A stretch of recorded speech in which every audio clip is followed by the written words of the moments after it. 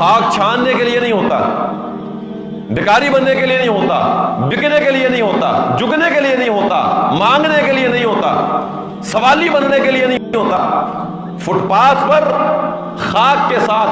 خاک ہونے کے لیے نہیں ہوتا، یتیم صلاحیتیں ضائع کرنے کے لیے نہیں ہوتا، یتیم در در کی ٹھوکریں کھانے کے لیے نہیں ہوتا،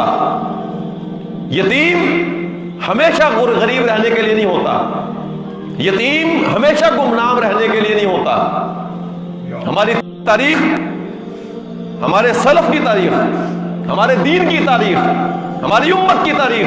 بری پڑی ہے ایسے یتیموں سے، بری پڑی ہے ایسے یتیموں سے کہ جو والد کے سائے سے محروم ہو گئے تھے لیکن دنیا کے لیے سایہ بن گئے، دنیا کے لیے سائبان بن گئے۔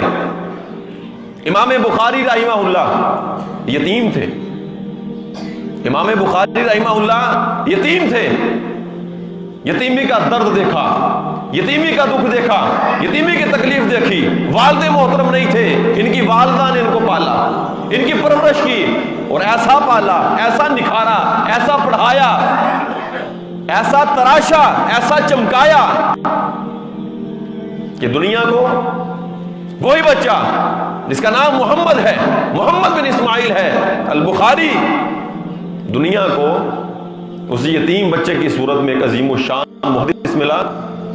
جنہیں لقب دیا جاتا ہے امیر المؤمنین فی الحدیث، رئیس المحدثین بنے ہیں، نام کمایا انہوں نے،